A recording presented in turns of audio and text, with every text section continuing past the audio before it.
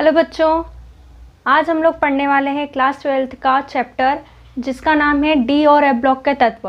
मैंने D block के तत्वों को आपको करवा दिया है। अब आज मैं पढ़ाने वाली हूँ आपको एफ ब्लॉक के तत्व। तो जिस तरह से हम लोग डी ब्लॉक के तत्वों को संक्रमण तत्व कहते थे, उसी प्रकार एफ ब्लॉक के तत्वों को हम लोग क्या कहेंगे? आंतरिक संक्रमण तत्व, अर्थात ऐसे तत्व जो कि संक्रमण तत्वों के मध्य स्थित होते हैं, उनको बोलते हैं आंतरिक संक्रमण तत्व। ठीक है। और इसमें अंतिम इलेक्ट्रॉन जो है, जिस प्रकार डी ब्लॉक के तत्वों में अंतिम इलेक्ट्रॉन डी उपकोष में जाता था, उसी प्रकार से इसमें अंतिम इलेक्ट्रॉन किस में जाएगा? एफ उपकोष में जाता है। और इनका सामान्य इलेक्ट्रॉनिक विन्यास अगर हम लोग देखें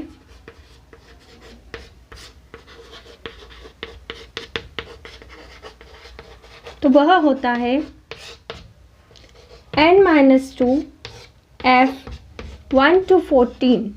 ठीक है, क्या हो गया? n-2 f 1 to 14, n-1 d 1 to 10 और ns 1 to 2। यह होता है इनका सामान्य इलेक्ट्रॉनिक विन्यास, जिसमें n-2f में सबसे अंतिम इलेक्ट्रॉन जाता है। और इसमें कुल मिला के कितने उपकोष हो गए? एक तो s में होगा, एक d में होगा और एक f में होगा। मतलब कुल मिलाकर के 3 उपकोष इसमें होते हैं, जो कि कैसे होंगे? अपूर्ण होते हैं। ठीक है, कैसे होते हैं? अपूर्ण होते हैं। तो इससे हमको ये समझ में आता है कि 2 कोष भीतर, यानी NS वाला सबसे बाहरी कोष होगा, इसके अंदर वाला n-1d होगा और इसके अंदर होगा n-2f। मतलब यह जो अंतिम इलेक्ट्रॉन जो होगा वो 2 कोष के अंदर जाता है। ठीक है, 2 कोष हो गए, 1 कोष हो गया, 2 कोष हो गए। ठीक है, बाहर के, और ये सबसे अंदर वाला है तीसरा वाला, तो 2 कोष भीतर अंतिम इलेक्ट्रॉन जाता है इसमें। तो इसलिए इसको बोलते हैं एफ ब्लॉक के तत्व। ठीक है, और इन्हें क्या कहते हैं? आंतरिक संक्रमण तत्व, क्योंकि ये संक्रमण तत्वों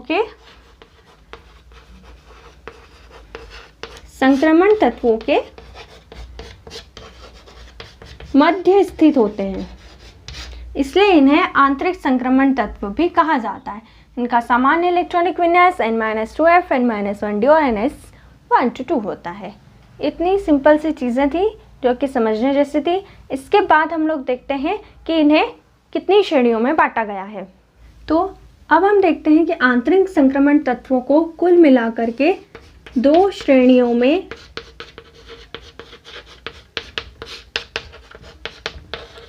बांटा गया है।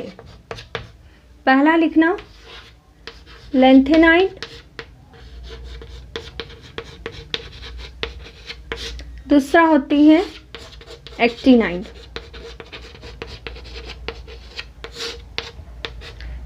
जो तत्व लेंथेनम के बाद आते हैं, लेंथेनम के बाद आने वाले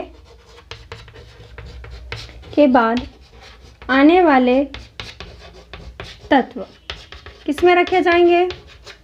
लेंथेनाइड्स में रखे जाएंगे। वहीं एक्टिनाइड के बाद आने वाले तत्वों को एक्टिनाइड में रखा जाता है। ठीक है, क्या समझ में आया कि आंतरिक संक्रमण तत्वों को कुल 2 श्रेणियों में विभाजित किया गया। एक है लेंथेनाइड और एक है एक्टिनाइड। तो लेंथेनम के बाद आने वाले तत्वों को लेंथेनाइड कहेंगे और एक्टिनियम के बाद आने वाले तत्वों को एक्टिनाइड कहेंगे।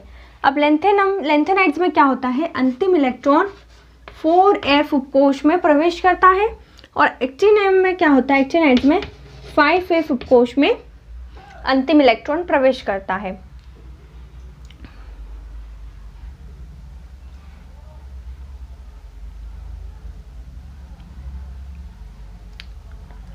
लेंथेनाइड्स में कुल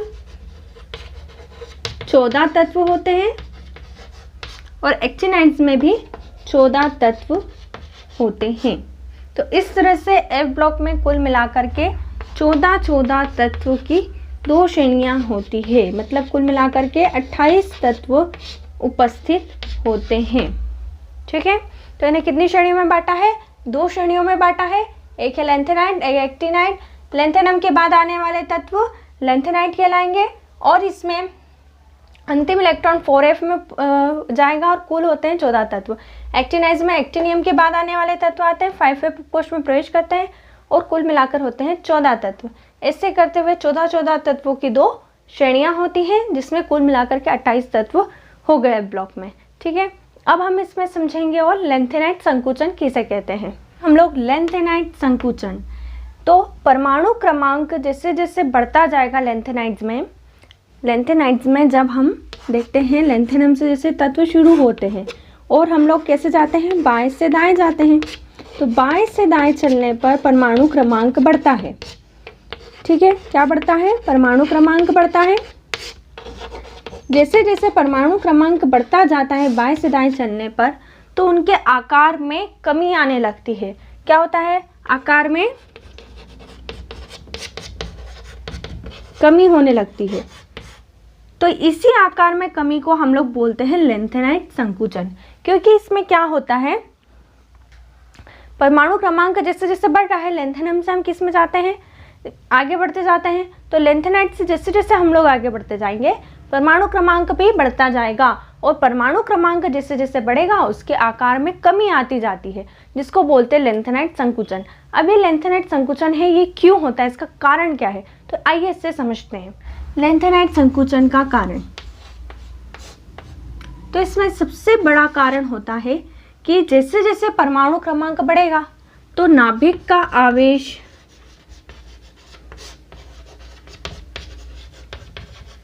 यह भी बढ़ता है। मतलब हम जैसे परमाणु क्रमांक बढ़ता जाएगा नाभिक का आवेश बढ़ता जाएगा। दूसरा पॉइंट इसमें लिखेंगे कि जैसे ही नाभिक का आवेश बढ़ता है तो यह इलेक्ट्रॉन को अपनी ओर आकर्षित करता है। क्या करता है? आकर्षित करता है। अब जैसे ही नाभिक का आवेश बढ़ेगा, ठीक है, नाभिक है इसका आवेश बढ़ेगा तो आसपास के इलेक्ट्रॉन को अपनी ओर आकर्षित करता है। आकर्षित करने के कारण आकार में, तीसरा पॉइंट लिखेंगे हम, आकार में कमी होती है। इसी आकार में कमी को बोलते हैं हम संकुचित हो रहा है वो तत्व। क्या हो रहा है? संकुचित हो रहा है, इसे बोलते हैं लैंथेनाइड संकुचन। ठीक है, तो सबसे पहला क्या हो गया, नाभिक का आवेश बढ़ा, परमाणु क्रमांक बढ़ा तो नाभिक का आवेश बढ़ा। नाभिक का आवेश बढ़ा तो इलेक्ट्रॉन को क्या करता है, ये अपनी ओर आकर्षित करता है और आकर्षित करता है तो आकार में कमी होती है। ठीक है, इतनी बात आपको समझ में आ गई है। अब इसके प्रभाव देखते हैं। अगर हम लैंथेनाइड संकुचन के प्रभावों को देखें तो पहला प्रभाव आता है कि रासायनिक गुणों में परिवर्तन। मतलब हम लैंथेनाइड्स में जैसे जैसे संकुचित होता जाएगा वैसे वैसे उसके रासायनिक गुणों में भी परिवर्तन होता है। दूसरा आता है कि जैसे लैंथेनम है तो इसके पहले आने वाले जो डी ब्लॉक के तत्व होंगे वो, और इसके बाद आने वाले जो तत्व होंगे वो, इन दोनों के गुणों पर भी प्रभाव पड़ता है, यानी अन्य तत्वों पर भी इस चीज का प्रभाव पड़ता है। ठीक है, मतलब क्या हो गया है, कारण में नाभिक का आवेश बढ़ा, इलेक्ट्रॉन को अपनी ओर आकर्षित करा और आकार में कमी हो गई। वहीं प्रभाव में हमने देखा कि रासायनिक गुणों में परिवर्तन होता है और अन्य तत्वों पर भी प्रभाव पड़ता है इस चीज का। ये बहुत ही सिंपल टॉपिक है, अगर आप इसे याद कर लेते हैं तो आपके 3 नंबर पक्के हो जाते हैं। अब नेक्स्ट हम लोग देखते हैं लैंथेनाइड और एक्टिनाइड्स में अंतर। लैंथेनाइड और एक्टिनाइड में अंतर। लैंथेनाइड्स और एक्टिनाइड्स में अंतर। तो सबसे पहला अंतर आता है कि लैंथेनम के बाद आने वाले तत्वों को लैंथेनाइड कहते हैं। दूसरा इसमें एक्टिनाइड्स में लिख लेना, एक्टिनाइड्स के बाद आने वाले तत्वों को एक्टिनाइड्स कहते हैं। दूसरा अंतर देखते हैं इनकी ऑक्सीकरण अवस्था।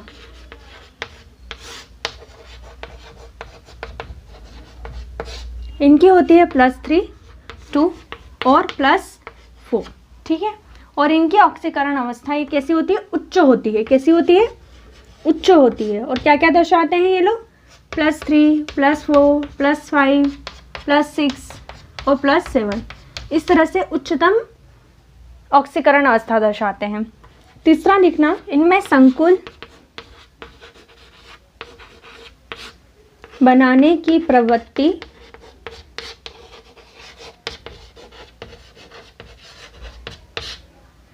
कम होती है और इसमें संकुल बनाने की प्रवृत्ति अधिक होती है। चौथा लिखना, इसमें अंतिम इलेक्ट्रॉन 4f उपकोष पे जाता है और इसमें अंतिम इलेक्ट्रॉन 5f उपकोष में जाता है। पांचवा पॉइंट लिखना, इनके यौगिक कम क्षारीय होते हैं और इनके यौगिक अधिक क्षारीय होते हैं। ठीक है, मतलब लेंथेनाइड्स में क्या गया? लेंथेनम के बाद आने वाले तत्वों को लेंथेनाइड कहते हैं और एक्टिनियम के बाद आने वाले तत्वों को एक्टिनाइड कहते हैं। अगर हम लोग ऑक्सीकरण अवस्था की बात करते हैं तो इसमें +3, +2 और +4 होता है। इसमें उच्च ऑक्सीकरण दर्शाएगा +3, +4, +5, +6 और +7। इनमें संकुल बनाने की प्रवृत्ति कम होती है और इनमें अधिक होती है। चौथा आता है अंतिम इलेक्ट्रॉन इनमें 4f में जाता है और इसमें 5f में जाता है। पांचवा आएगा, इनके यौगिक कम क्षारीय होते हैं और इनके यौगिक अधिक क्षारीय होते हैं। आई होप आपको ये समझ में आया होगा कि लेंथेनाइड और एक्टिनाइड्स में अंतर क्या होता है। अगर आप ये 5 पॉइंट लिख देते हैं तो आपको अच्छे नंबर मिल सकते हैं।